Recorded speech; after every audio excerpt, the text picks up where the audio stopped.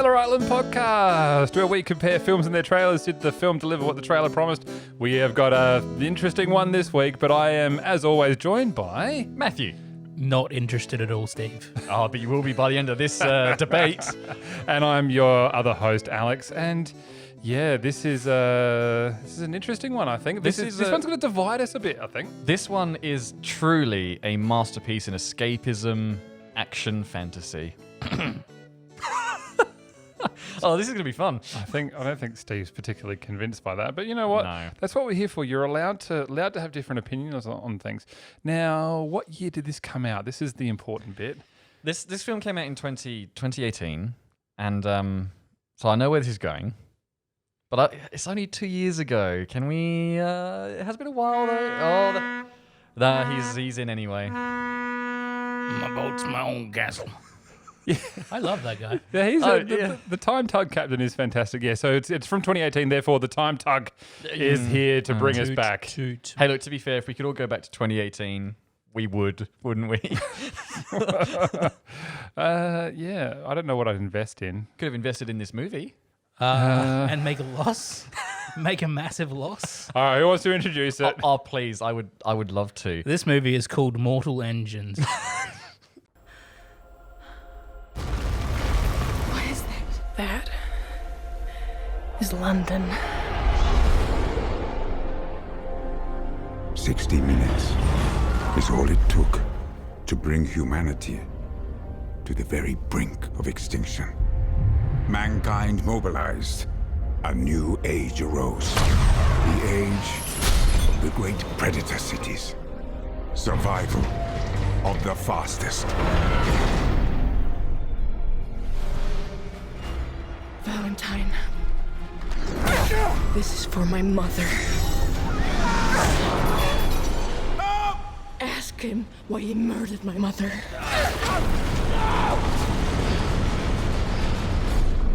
I'm sorry you had to hear that. As to shore, she won't stop until I'm dead. Unless you kill her first. I want them found!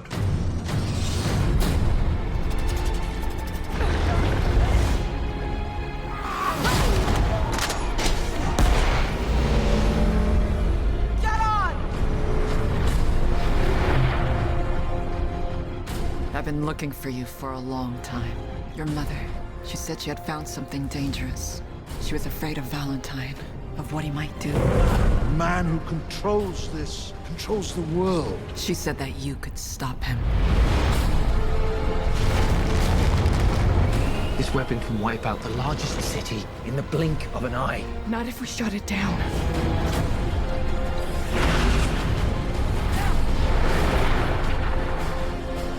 Nothing can stand in the face of this. We have to stop London before it destroys us. You sure you want to do this? Once we go in, there's no going back. I have to.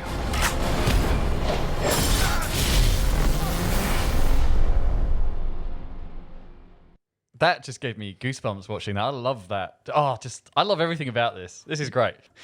This film is visually just so cool. Oh, no. I'm not going to argue with that at all. I think you are certainly correct that this film, the trailer, let's talk about the trailer yes, first. Please. The trailer there's actually not a lot of dialogue going on in that. It does focus on quite a lot on the visuals of this film. And I think it portrays that quite well. The spectacle of this is quite encouraging. Yes. You watch a trailer and think, this looks epic. It does look epic, and I think that's the big thing they're trying to get across is just the scale of this production. And now they do make a big thing in that trailer. I can tell Steve is just biding his time. He's going to try and tear this down. But this trailer does make a big point of it being from the, if you want to call it, the Peter Jackson family, essentially. Right. He's written this with his wife, who's also his writing partner. And his other writing partner as well. And it's directed by Christian Rivers, who started out as, I believe, a storyboard artist on Lord of the Rings. He's done some second unit stuff since then as well. Yeah, I think he did second unit on The Hobbit, which probably isn't great to have on your resume. But this is his first directorial film, and obviously I imagine Peter Jackson would have probably helped him out a fair bit. So this wasn't a book. This is a book. This is based a book. Yes, and I've read all the books. And the books, not to sound like that person, but this is definitely a case where the books are better. Did you read the books before the movie? I read the books afterwards. Okay. Because there are 4 books in total, and there's quite a huge range of prequels as well after that. But is this the first book? This is the first book. So all of this happens in the film, happens in the book. Yes. Now there are some pretty major changes that they've made, especially at the end. I don't think they're going to be making any more because this film did not, unfortunately, perform all that well when it came out. But I would have been curious to see what they were going to do with the story because there were some pretty big changes. But anyway, I think this film, having read the book and then watching the film afterwards, it's a pretty big task to try and adapt this. There's a lot here in that book to actually bring to life. I think that's one of the key issues that I found in this, that it seemed like they didn't know which story they wanted to tell. Yeah, I would I be fair in saying that? Do you think there's 5 or 6 major plot points that happen throughout this that could just be a film in themselves? Yeah, absolutely. It's only about 2 hours. I feel like they should have really made it 3 hours and given it the time it needed to actually do this stuff properly. Because there's especially some dialogue scenes at the beginning that are quite rushed.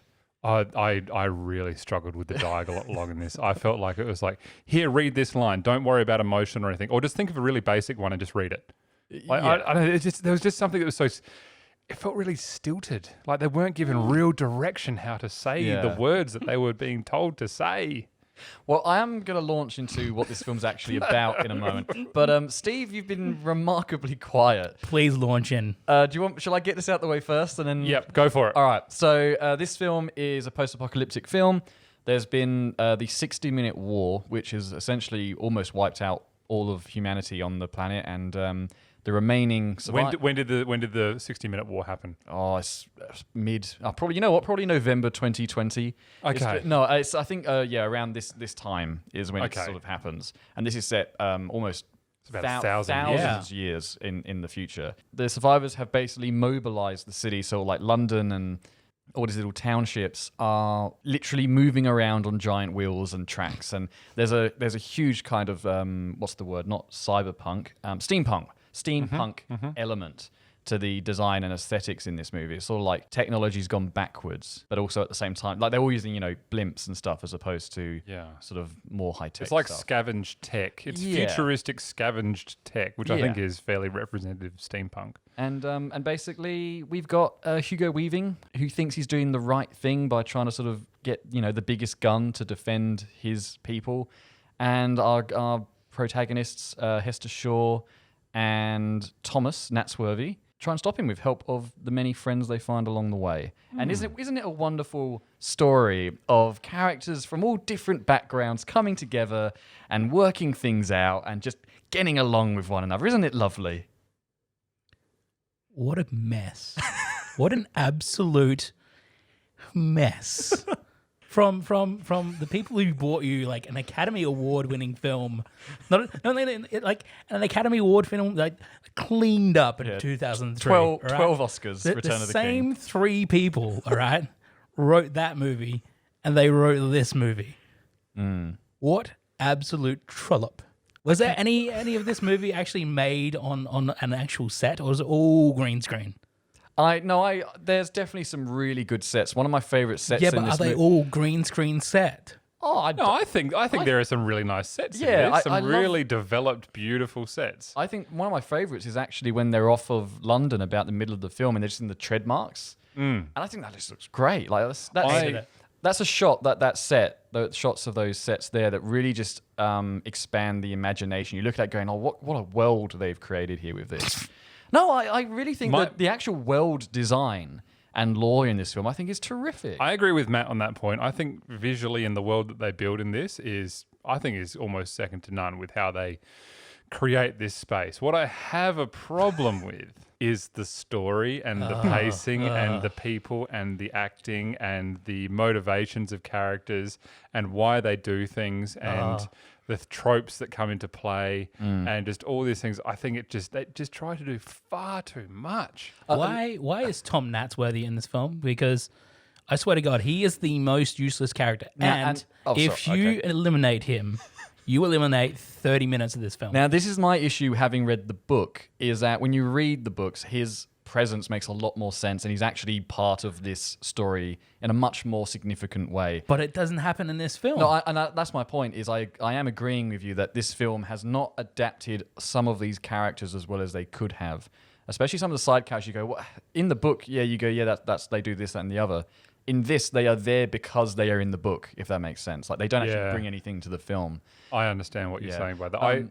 I just thought that, like, he makes a decision in the.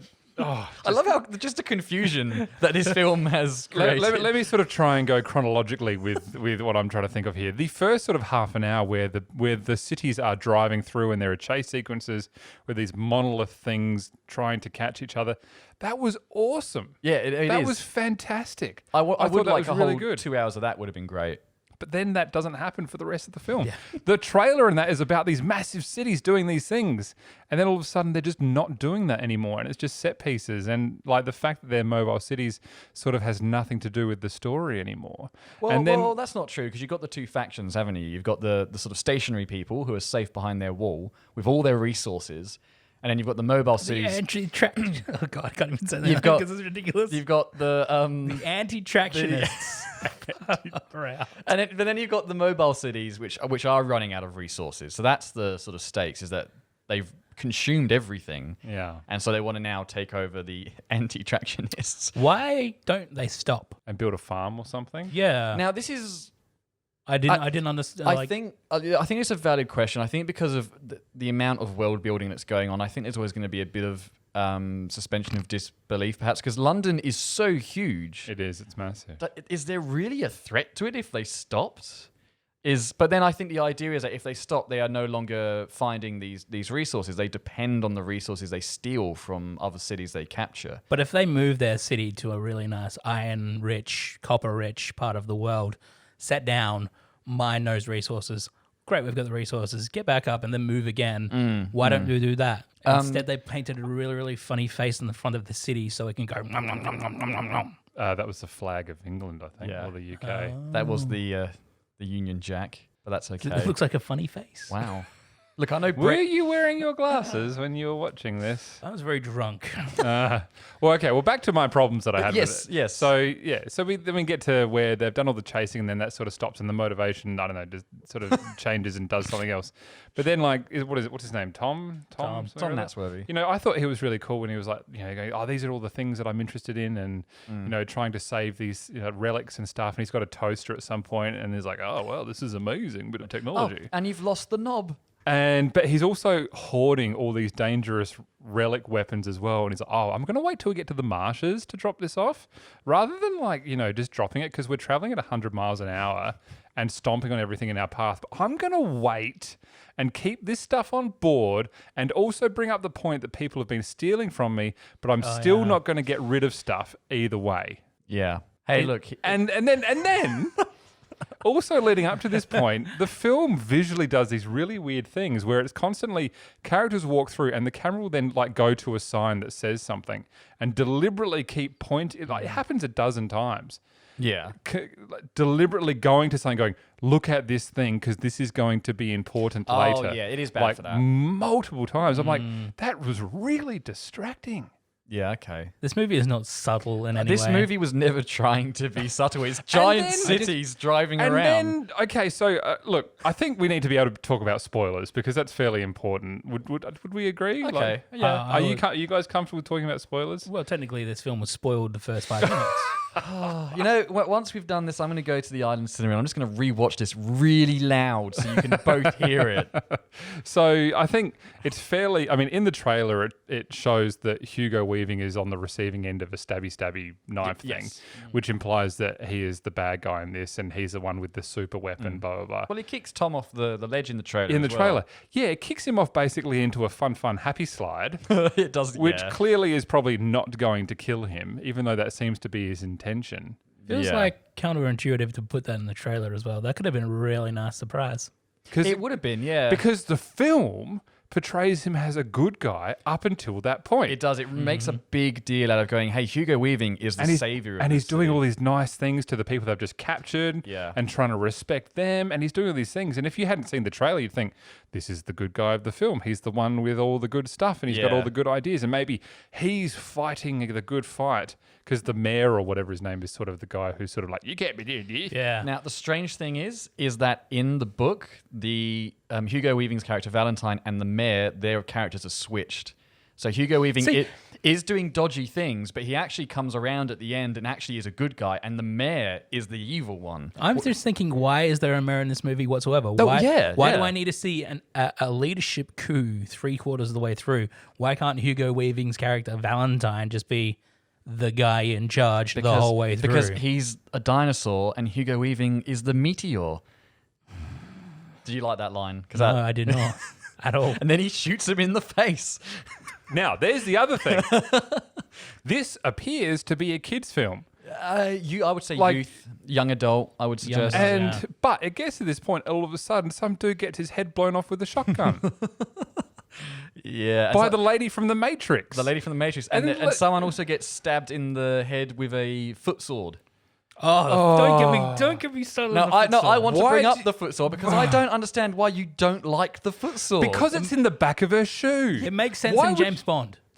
to have a concealed knife Yeah. in the pointy bit of your shoe so you can kick outwards and stab someone. In this, it's in the heel of her shoe. Yes. So she has to do a spinning bird kick and flick her head. Like when she gets older, that's going to be useless because everyone's hamstrings get tighter. Maybe that's like, her secret move. Maybe she's been trained and that's why she likes it. She like needs that. a different secret move. Well, it's like Ahsoka from Star Wars having the two lightsabers. She holds one of them backwards. Like it's... Yeah, but one of those lightsabers is not in the back of her shoe.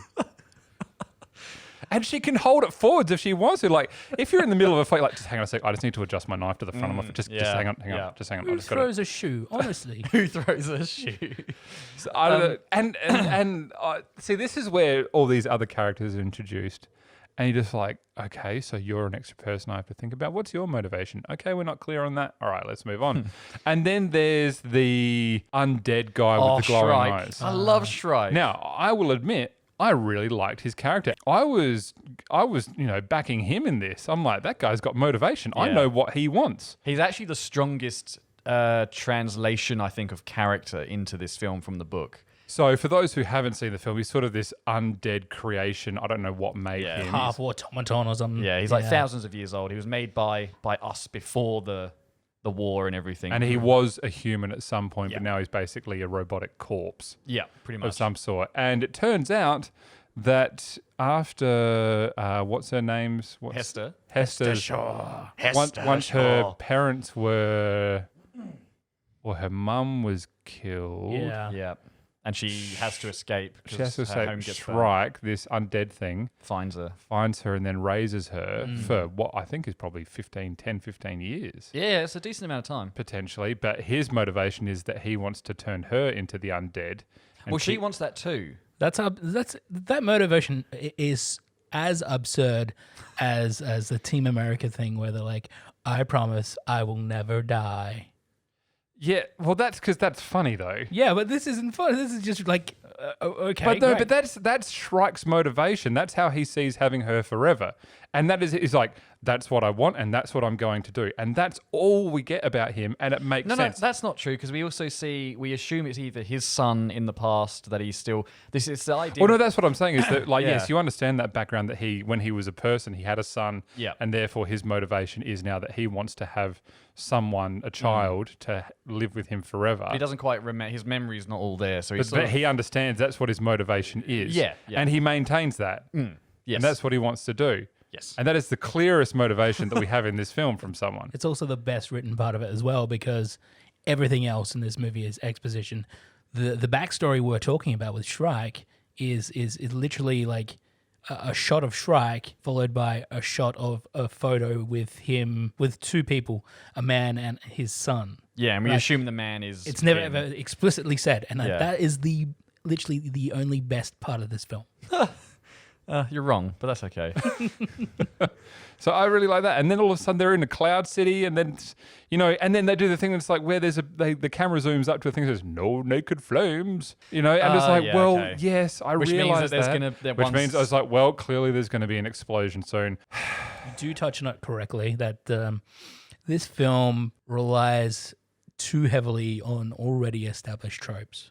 Right. It is a very cliche Yeah. movie, yes. When we get introduced to the Matrix lady, what's her name? Anna Yang or something? Anna Fang. Anna Fang.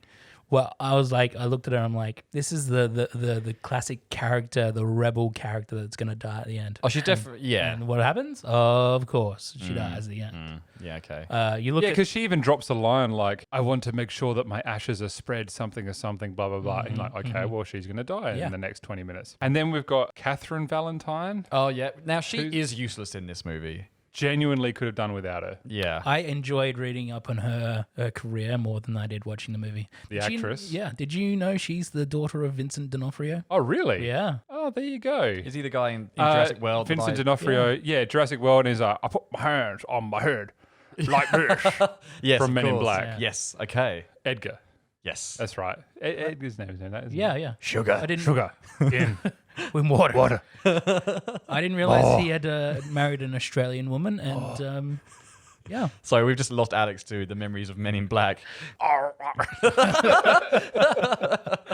I love that movie. It's a great movie. It is a good Anyway, and the film also then does the bad guy is the main character's dad. Yeah. Not once. Saw that coming. But twice. We get it because she's essentially got two dads in this. Not so two dad. Yeah. Adoptive dad. An adoptive dad and a natural Yes, dad. yes. And it turns out they're both evil. So they're both on the evil dad trope Well, I twice. don't know if Shrike's evil. Well, it's certainly implied as being evil. He's definitely not. Yeah, but he's not doing it to be evil. He has What- evil tendencies. What is their role? Is he the only in the books? Is he the only thing of his kind in the books? In Because it's sort of implied in the movies that they know of these things that in exist. the books that he's not the only one. In Right. the books, they actually make more.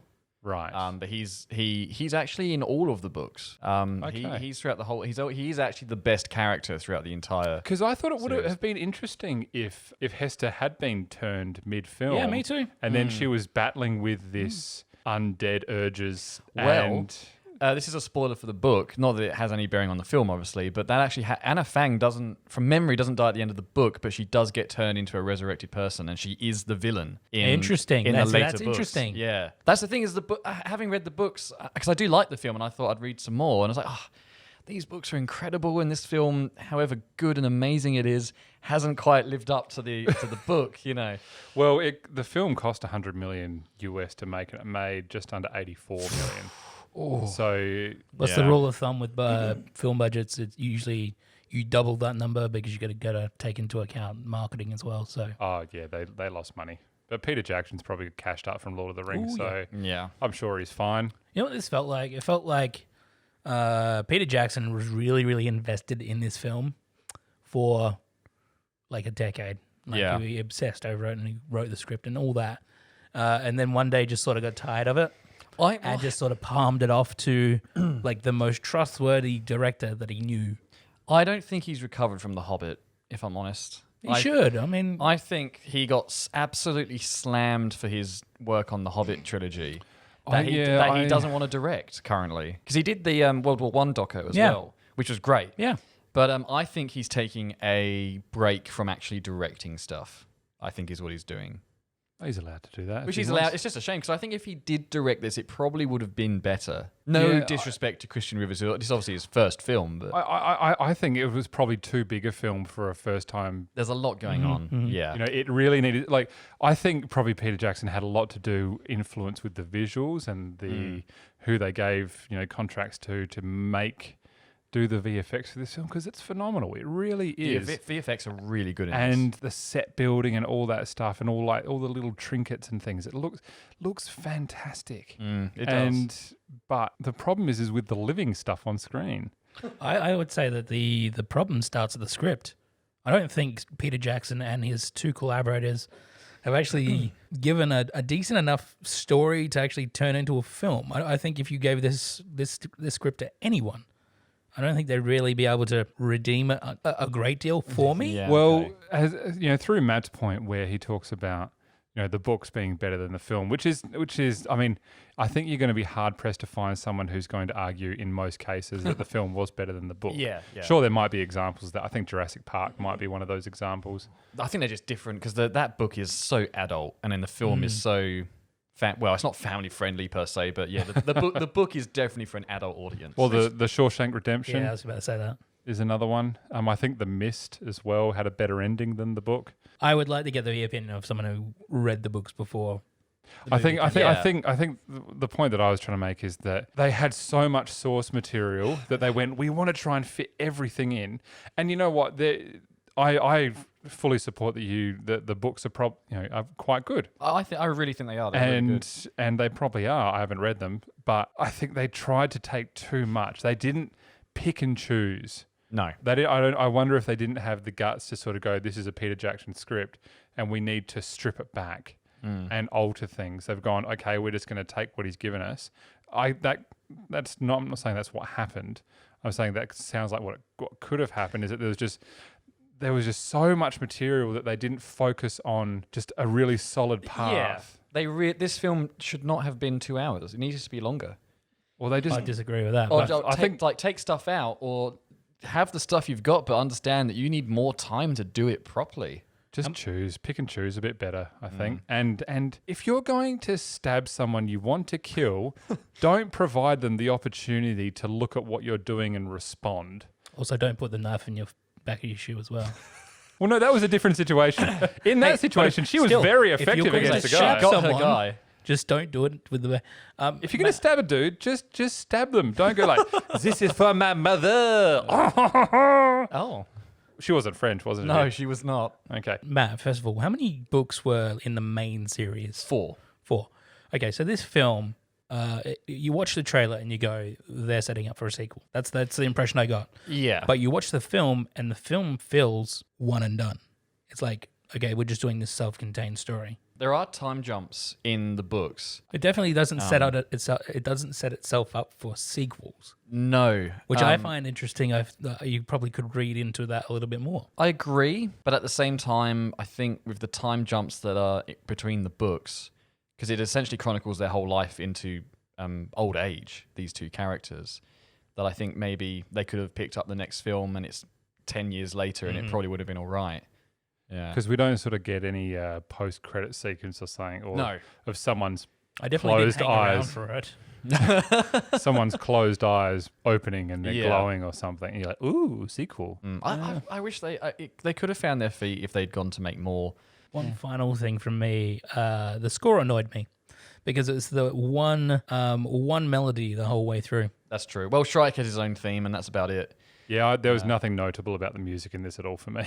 The notable thing was it's literally the same motif. Every action-packed sequence, the same motif. Yeah. No change to the music whatsoever. I would like to, before we perhaps wrap up, because I feel like we're sort of We're done. we're done. But my one question though, and it's the reason I love this film, is despite just think of Anakin monologuing about sand in Attack of the Clones. Like, yes, it's terrible, but we still like the movie. There are still No, we don't. there are still good bits in it, you know. And so for this film, for me, yes, some of the dialogue and acting is very wooden, and some of the dialogue seems to cut stupidly fast. Like, it's like, just slow down, let the dialogue actually land. With the design of the world and the escapism and the adventure, it's just a guilty pleasure. It's just fun. Like, do you not agree that this film can? I be can just I can fun? understand your point that you could just go, this is good fun action flick. You know, if you're looking for a good fun action flick, and then you've got to remind yourself, there's some brutal violence that happens halfway through. You know, can I watch this with kids? Well, I'd have to think about it. You know, but you're right. If you wanted to completely switch off and just, I don't know, watch a film about some baddies doing things and some revenge and stuff and secret weapons and look, there's the thing that we don't understand, but us people now get. Yeah, that's funny. You're wrong, but I think a guilty pleasure. yeah. It can be a bad film, but it needs to feel like the people working on it had fun, and I just didn't get that from any of the. Oh, I would At all. disagree with that. I read an article that this was the best bad movie of 2018. I'd agree with that. It's fun. They've got a giant city, and now they're using harpoon guns to capture the other city. And then there's a big walking prison in the middle of the ocean. How cool is that? It's a prison walking, was it? Yeah, it was. It had crab legs, and it was walking through the sea. Like, that was awesome. Why did it need to walk? Because it doesn't. But that's my point. Yes. Why did it need to walk? But that's my point. Is it doesn't matter. You just look at it and go, that's really cool. I don't care that it doesn't make any sense. Why is it so easy to break people out of that prison as well? Anyway, yeah, right. Yeah. Hang on, don't they just like snap one of the legs and drown everyone in that? Yeah, they do. Yeah, so the walking part was actually its downfall in the end. That backfired on Surely them. there would have been some, oil rigs or something left over from our time, and they're just like, oh, we can just use that. I don't know. Nah, we need it to be a giant crab. Well, that's prison. right. It has to be moving, otherwise Yeah. that'd be anti-tractionist. Yeah, what is it? Marsupial? Municipal Darwinism. Municipal Darwinism. I don't even know what that means. No, they say it a few times in the film. But Like, it's municipal Darwinism. I'm like, Guys. I have an idea for a new prison. All right. Now, when you think of stability, what do you think of? People on stilts. Crab legs. Let's do it. Clowns on stilts. it is what I think about. 5-6 legs, doesn't it? Didn't help, did it? No, it didn't help. The poor thing. I only had to take one out. Shangguo, the anti-tractionist city with the giant wall and the big guns, that was cool. Yeah, I mean, if you just wanted to aim for offensive stereotypes, then sure, it was a great option to choose. Oh, was it? Maybe The Chinese were hiding behind a wall. Well, not them. There were loads of people there. All we needed was for the But they were all Mongols in to like start. samurai outfits and stuff. that And I is was true. like, how did you get that? And then, someone had a super weapon, aka the Death Star, and shot it at a thing. God. And then it had a simple weakness There are where a they lot shot of the heart of the machine and it blew up. And then all that stuff happened. There are a lot of and Star Wars similarities in this. Obviously, I think they've. They literally do a trench run. Let's give it a rating. Please, I'll go last. Let us put it to bed. Let's sandwich this. Steve, you go first. okay. Oh no, we have to think about what's it out of? Backwards stabbing shoes. Yes. I think it's got to be, Yeah. hasn't it? This is a 0 on a flip, or do we just go half? It's not that bad. That's pretty mean, but I will go a half just because Shrike's backstory was the only well-written Remember we did the Taylor Swift documentary? half a backward knife shoe. It is an assault on the senses, and not in a good way. Not in a good way. The CGI looks ugly. It does not. I It does strongly not, disagree. It does not look epic. It does. not look epic. The score is annoying.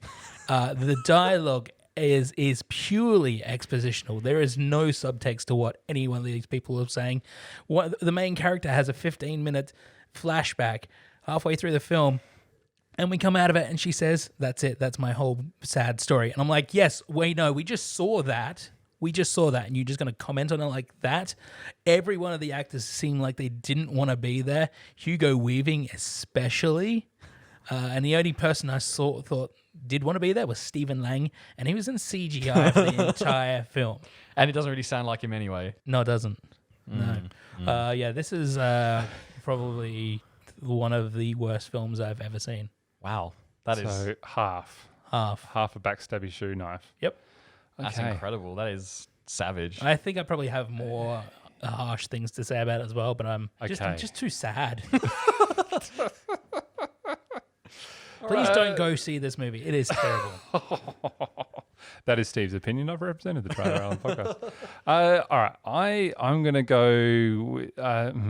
My wife, she said to me afterwards, she was like, "I'm angry I knew it. for having lost 2 hours of my evening." So by sandwich, do you mean we're going to give it really bad reviews and sandwich Matt against the floor? Don't let him speak. I'm gonna give it more than a half. Thank God. 3/4. And I feel like the visuals were fantastic and the world building was fantastic, but nothing else was good. The story was watery at best. The acting and dialogue and everything, I thought Hugo Weaving was actually quite good. I thought the mayor was quite good. He had his clear motivations. I thought Shrike was quite good. I just didn't buy everyone else being in this world. And then Matrix Lady turning up, how are your clothes so clean and your glasses not broken? And why do you have such a tidy haircut? Yeah. This is very sus. You know, And a backwards stabby shoe. and a living backwards too stabby well. shoe, and then she just blows a guy's head off with a shotgun, who probably didn't deserve it. He was just there doing his job for the day. He was a slave trader. Well, that might be the only way of. Post-apocalypse. How are you supposed to get by if you can't trade in human beings? The film makes it very clear that slave trading in any context is very bad. Eating other cities is completely okay. So I'm between 2 and 2.5. Out of I think respect for the filmmaking genre and in general, I'll go 2.5. All right. That was very big of you. That's very mature. Thank you. Yeah, unlike someone else here. I just want to point out my rating was out of the respect for the film genre as well. I'll keep it brief. This film does have issues, and the writing is actually it's not terrific. But I just love the escapism in this movie and the adventure behind it, and just the steampunk elements. Like everything looks cool, in my opinion. All the design is cool, and the concepts are really cool. And I just love tuning out and watching this movie for 2 hours, and I always have a really good time. So I'm going to give it a 4. 4? Because there are things wrong with this, and there are things I don't like about it. But I have to admit, when I went to see this in the cinema, I walked out thinking I was really satisfied. I thought I got everything I wanted what I expected to get out of that, which was just a really good action adventure. So yeah, it's 4 from me. And you're all wrong. So we've come to a grand total of 7.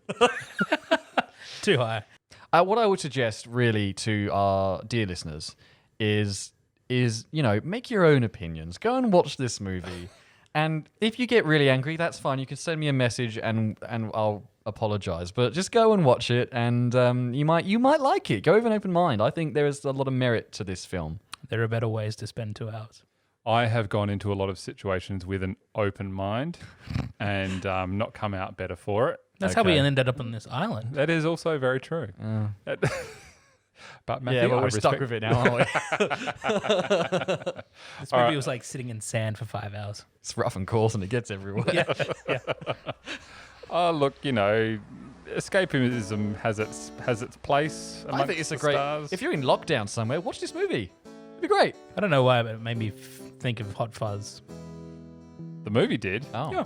Why? It's made me think of Timothy Dalton saying, "What absolute tosh."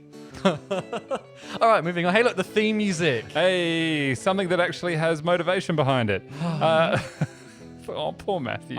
See you, everyone. I'll see you next week. And there he goes, stomping off the beach. Is he drowning himself? No, that's the script writer. Oh, put a rim shot on the soundboard. Actually, I do. I just can't remember where it is.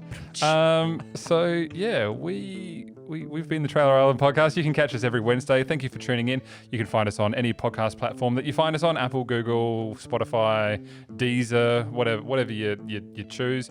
Send us an email. We want to hear your suggestions. Contact@trailerisland.com.au. Send us a message via the Facebook page as well, Trailer Island Podcast. And I think that's this for And another if week. Peter Jackson, if you're listening, send us a message. We would like to talk to you. We would love to have you on our podcast. I know our reach is, I have no doubt, a few degrees of separation from his ears. We've been Trailer Island Podcast? Yes, correct. And we've been another episode. Good night, everyone. Sugar weaving and romper stomper. It's a great movie.